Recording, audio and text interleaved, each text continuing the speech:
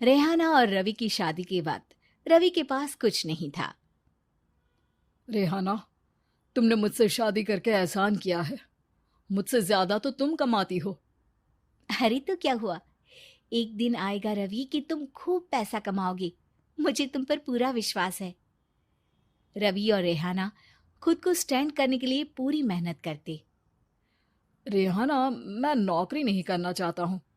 तो कोई बात नहीं, मैं नौकरी करके घर चलाती हूँ, तुम बिजनेस सेट करने की कोशिश करो।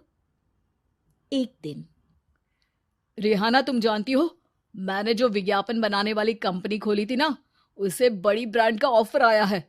अब हम लोगों के दिन ब्यारे न्यारे हो गए हैं। मैं जानती थी रवि कि एक दिन तुम सेटल हो जाओगे। रवि का काम अच्छा चल जाता है। एक दिन वो रेहाना से कहता है, रेहाना, अब हम लोगों का बच्चा भी हो गया है। बहुत छोटा है वो। उसका ख्याल कैसे रखेंगे हम? कैसे क्या, मैं गांव से माँ को लेकर आ जाती हूँ। नौकरी से हाफ डे ले लिया करूंगी। अभी तो वो छोटा है, स्कूल जाने तक मैं मैनेज कर लूंगी।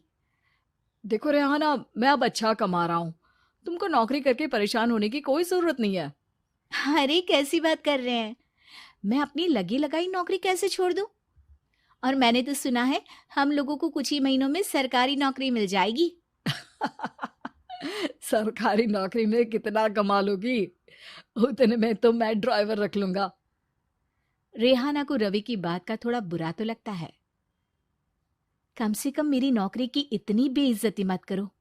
भूल गए, इसी नौकरी के बदौलत तुमने अपना बिजनेस खड़ा किया है। अरे वो तो मैं किसी के भरोसे भी कर लेता। देखो, अपने बच्चे को संभालो, घर का काम करो। अब बाहर जाती तुम अच्छी नहीं लगती हो। रेहाना रवि के कहने पर नौकरी तो छोड़ देती है, लेकिन अब बड़े से घर में उसकी कीमत किसी नौकर से कम नहीं होती। एक दिन रवि का दोस्त आता है। भाभी, हम लोग तो आपको तब से जानते हैं जब से आप लोग शादी होकर इस शहर में आए थे। आपकी बदौलत ही सारा बिजनेस खड़ा हुआ है। ये किस्मत तो आप ही की है भाभी। हाँ हाँ भाई, हमारी मेहनत तो कुछ है ही नहीं। अरे होगी, लेकिन भाभी की किस्मत के आगे कुछ नहीं। दोस्त वहां से चला जाता है, लेकिन रवि का गुस्सा सातवें आसमान में होता है। देखा कैसे बोल रहा था? अरे बिल्कुल अच्छा आदमी नहीं है ये।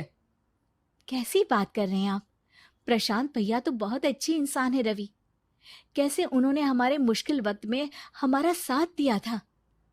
अरे था पैसा तो साथ दिया, नहीं तो कौन पूछता है? रवि का व्यवहार पैसा आते ही अलग हो गया। वो बंदे को बंदा नहीं समझता। घमंड से घिरे रवि ने तो एक दिन हद ही कर दी। रेहाना, मैं अब तुम्हारे साथ नहीं रह सकता हूँ। क्या क्या बकवास कर रहे हो रवि? क्या कहना चाहते हो? और क्यों नहीं रह सकते तुम मेरे साथ? देखो, मुझे कोई और पसंद है, और उसने साथ रहने पर बस यही शर्त रखी है कि मुझे तुम्हें तलाक देना होगा। रेहाना, जो कि एक स्वावलंबी महिला थी, उसने बिना देर किए रवि को कह दिया, कोई इश्यू नहीं, मुझे पैकिंग में 4 दिन का वक्त लगेगा, लेकिन तब तक मैं तुम्हारे साथ नहीं रहूंगी। 4 दिन के लिए तुम कहीं और शिफ्ट हो जाओ, मैं घर से निकलूंगी तो बता दूंगी। रवि घर छोड़कर चला जाता है। रेहाना को दुख होता है, वो रोती है, लेकिन व्यवहार से स्ट्रांग रेहाना को पति के वापस आने का और उसे सबक सिखाने का पूरा भरोसा था। फिर एक दिन, अरे शुशिका, कब शादी करोगी तुम मुझसे? यार मैंने तो सोचा था तुम शादी से पहले मुझे विदेश लेकर जाओगे, महंगी कार दिलाओगे। अरे सब दिला दूंगा, लेकिन पहले मुझसे शादी तो कर लो। हाँ हाँ, क्यों नहीं। मैं कुछ दिनों के लिए अपने मम्मी पापा के पास जा रही हूँ और लोगों से अपनी शादी की बात करूंगी। अरे शुशिका, कैसे रहूंगा मैं तुम्हारे बिना? अब तो शादी ही होने वाली है हम लोगों की। शुशिका रवि को छोड़कर चली जाती है। रवि घर आता है, जहां रेहाना को ना पाकर उसे सब अजीब लगता है। घर तो रेहाना के बिना कुछ नहीं है। बच्चे की याद भी आ रही है। चलो एक वीडियो कॉल कर लेता हूँ।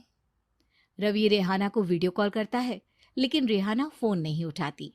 रात को सोते वक्त मन कर रहा है मुन्ने को गले लगा लूं। चलो कोई ना, शुशिका से शादी के बाद मेरे और भी बच्चे होंगे। अगले दिन रवि ऑफिस जाता है, जहां टीना खड़ी होती है। सर, आपने अपने नए ऐड के लिए मॉडल की रिक्वायरमेंट डाली थी ना, मैं उसी के लिए आई हूँ। रवि टीना को देखकर खुश हो जाता है। अब शादी हो गई है तुम्हारी? नहीं सर, बस अच्छा सा हैंडसम और अमीर लड़का देख रहे हैं मेरे मम्मी पापा। रवि के दिमाग से तो टीना को देखकर शुशिका का ख्याल भी खत्म हो जाता है। अरे यार, ये लड़की मिल जाए कितनी सुंदर है। शुशिका तो इसके आगे कुछ नहीं है। आ, अब क्या तुम्हें ऐसा नहीं लगता कि मुझसे मिलकर तुम्हारी ये खोज खत्म हो गई है? आप ना, आप तो 2 बच्चों की पापा लग रहे हैं। अरे नहीं नहीं, मेरी शादी तो हुई थी, लेकिन बीवी को किसी और से प्यार था, मुझे छोड़कर चली गई।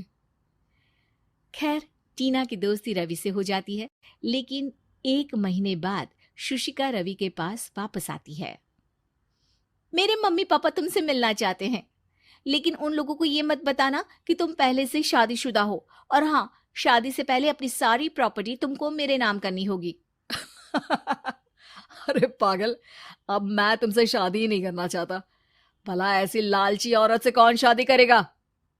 तभी वहां टीना आ जाती है। रवि, ये पागल सी औरत कौन है?